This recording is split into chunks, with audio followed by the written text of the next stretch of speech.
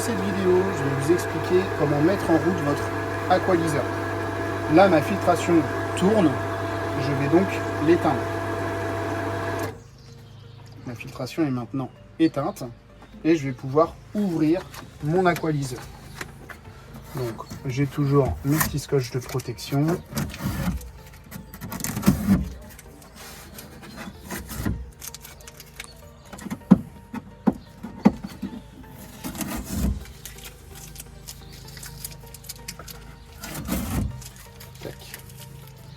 Voilà.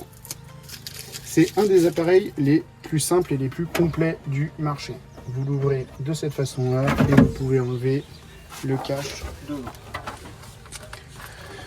Se retrouve à l'intérieur ici votre fil de mise à la terre. Donc il faudra que vous prévoyiez une petite couronne, une câblette et pour pouvoir relier un piquet à la terre. Ensuite, vous avez ici votre cellule d'électrolyse, le porte-sonde, ici la sonde pH et ici la sonde redox. Toute l'injection se fera ensuite ici. C'est lié à un bypass pour pouvoir intervenir dessus sans qu'il n'y ait d'eau dedans. Vous voyez, avant ma filtration tournait, là j'ai toujours pas d'eau dedans. Donc je vais vous montrer dans un premier temps comment installer les sondes. Donc vous sonderez les petites électrodes. Ici, je vais commencer par prendre celle de pH. Tac. Alors, elles sont toujours dans un petit liquide, c'est de l'eau déminéralisée. Il faut bien penser à les garder, comme ça, quand vous ferez votre hivernage ou même pour intervenir sur une sonde, eh bien, elle est toujours dans l'eau. Hop, moi je vais les garder ici dans mon petit local technique. Je viens dévisser mon porte-sonde.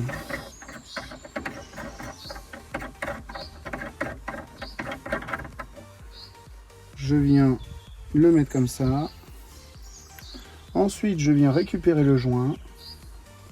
Je viens le placer ici délicatement. Je fais attention de ne pas toucher à la cellule avec mes doigts.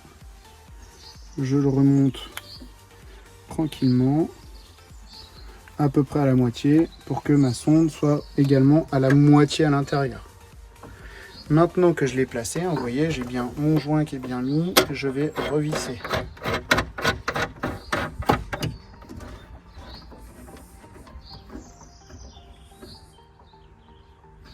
Voilà. Ensuite, l'autre bout de la sonde, eh bien, on voit ici, c'est indiqué pH. Eh bien, vous allez venir la clipser sur le pH. Et voilà, je vais faire de même pour la sonde redox.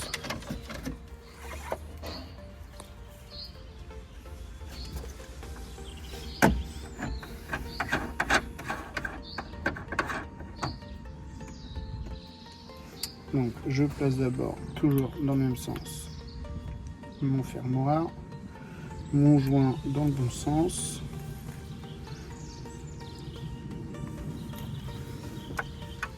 Je viens la mettre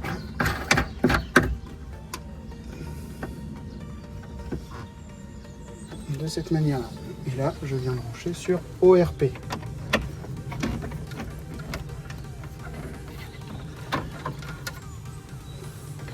L'installation des sondes ne se fait que juste avant de mettre en route l'électrolyseur.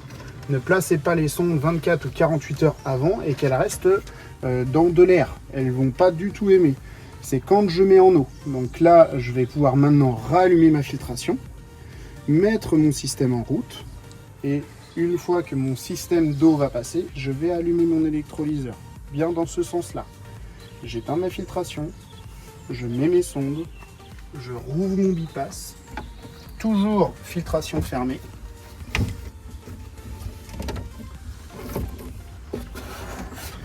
Je vérifie bien que j'ai bien vissé aussi mon bypass. Et là, je rallume ma filtration.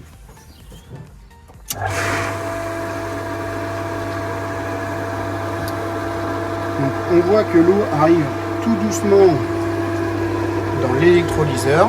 Je vais maintenant contraindre mon bypass pour pouvoir envoyer plus d'eau. Vous voyez, ça y est, l'eau monte. Et on va avoir également l'eau montée dans le porte-sonde.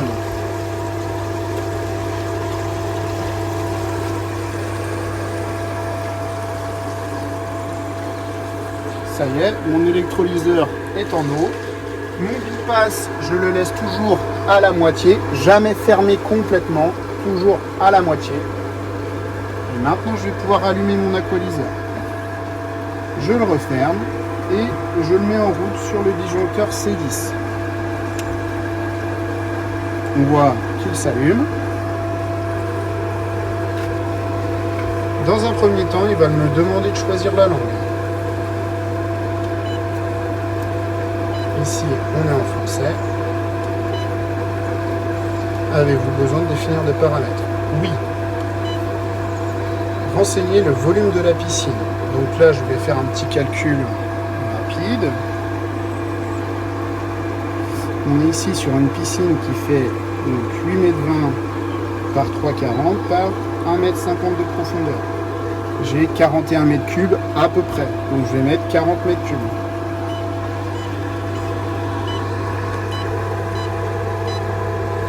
Voilà, j'ai mis 40 m3, je fais donc OK. Sélectionner le contrôle de production. On fait toujours un contrôle pour nous par ORP, c'est-à-dire par taux de chlore. Et voilà, mon électrolyseur fonctionne. Il m'indique mon taux de pH, mon taux d'ORP, ma température de l'eau et le taux de sel que j'ai actuellement dans le bassin. Je suis un petit peu bas en sel, il va falloir que j'en rajoute. L'électrolyseur fonctionne en l'eau salte de 3 grammes à 4 grammes et demi. Donc là, je suis tout juste, mon sel est peut-être à peine bien dilué. Et là, je vais partir pour un mode boost pendant 24 heures. Comme ça, je vais vraiment avoir un ORP vraiment nickel.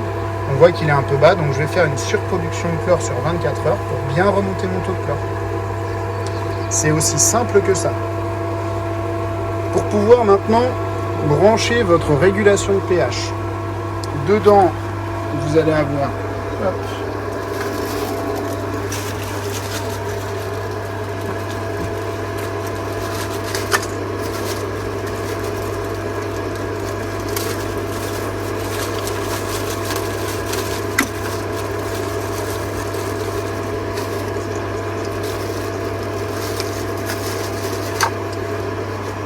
du câble transparent et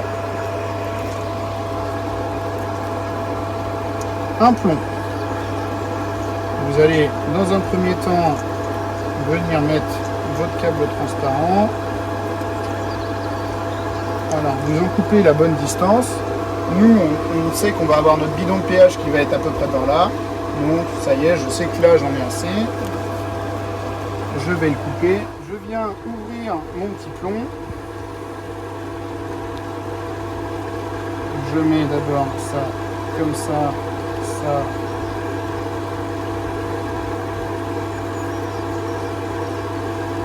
Hop. Comme ça, et je viens fermer. Hop. De cette façon-là, je ferme le tout.